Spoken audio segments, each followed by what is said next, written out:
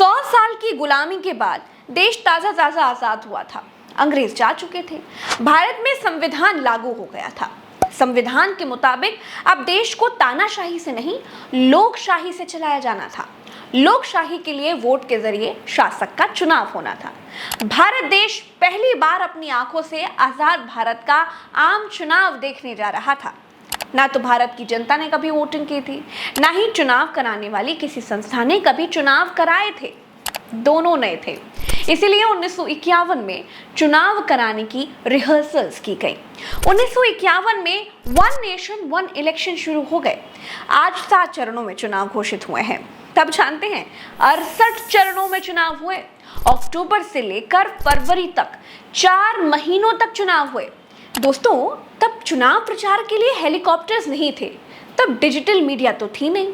भैंस, बकरे, कुत्ते जैसे जानवरों के शरीरों पर नेता अपने चुनाव प्रचार की सामग्री टांगते थे, जिससे उनका चुनाव प्रचार हो सके।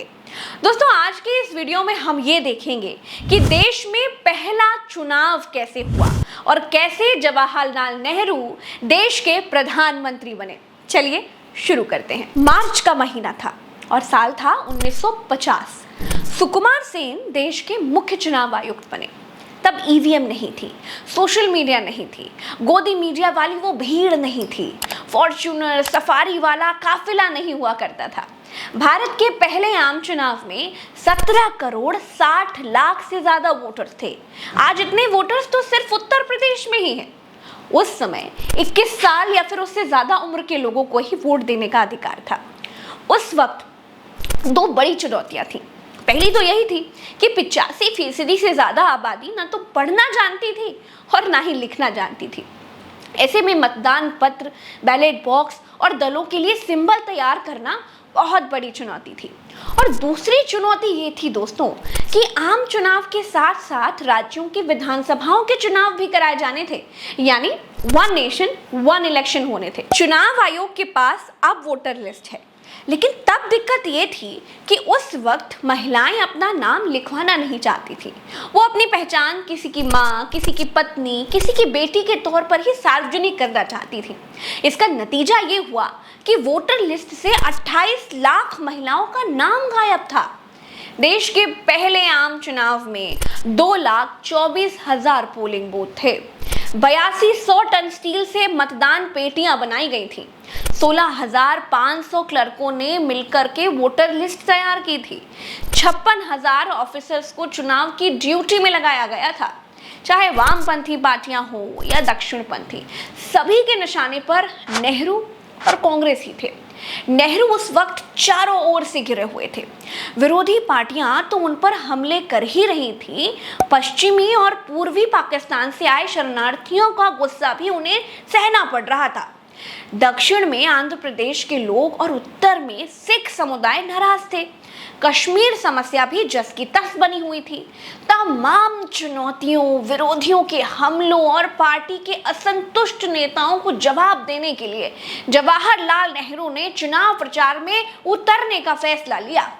1951 की 30 सितंबर को रविवार का दिन था। इसी दिन नेहरू ने अपना चुनाव प्रचार शुरू किया। उन्होंने सरहदी इलाकों में पड़ने वाले लुधियाना से चुनावी बिगुल फूंका। रामचंद्र गुहा लिखते हैं कि नेहरू ने अपने पहले भाषण में सांप्रदायिकता के खिलाफ आर पार की लड़ाई छेड़ने का आह्वान किया था। नेहरू ने कहा, ये शैतान सांप्रदायिक तत्व अगर सत्ता में आ गए तो देश में बर्बादी और मौत का तांडव होगा। उन्होंने जनता से कहा कि वो अपने दिमाग की खिड़की खुली रखें। 2 अक्टूबर को नेहरू ने दिल्ली में एक बड़ी रैली की थी। यहाँ उन्होंने 95 मिनट के भाषण में सांप्रदायिकता को सबसे बड़ा दुश्मन बताया था। जवाहरलाल नेहरू ने पूरे देश में 300 से ज्यादा रैलियां की थी। दोस्तों, जवाहरलाल नेहरू ने हवाई जहाज, कार, ट्रेन और नाव से भी प्रचार किया। जेबी कृपलानी, डॉक्टर बी.आर. अम्बेडकर और जेपी नारायण से मतभेद होने के बावजूद नेहरू कई रैलियों में इनकी तारीफ भी करते थे। नेहरू कहते थे, हमें ऐसे कई लोगों की जरूरत है जिनमें काबिलियत हो और जो अपने उसूलों के पक्के हों। दोस्तों, जिस सांप्रदायिकता ने आज समाज को डस लिया है, जिस सांप्रदायिकता को सीढ़ी बना करके बीजेपी ने 10 साल तक राज किया है, उस सांप्रदायिकता के विष को नेहरू बहुत पहले पहचान गए थे। दोस्तों, उस चुनाव में नेहरू की लहर थी, लेकिन इसके बावजूद 28 मंत्री चुनाव हार गए थे। इनमें मोरारजी देसाई और जय नारायण व्यास जैसे बड़े बड़े नेता भी थे। नेहरू खुद इलाहाबाद सीट से लड़े और नेहरू 1 लाख वोटों से चुनाव जीते। देश के इस पहले आम चुनाव में कांग्रेस को 489 में से 364 सीटों पर जीत मिली और 45% वोट शेयर मिला था। दोस्तों, देश के पहले चुनाव से जुड़ी ये सच्ची कहानी आपको कैसी लगी, कमेंट में ज़रूर बताइएगा और चैनल को सब्सक्राइब ज़रूर कीजिएगा। चलते हैं, नमस्कार।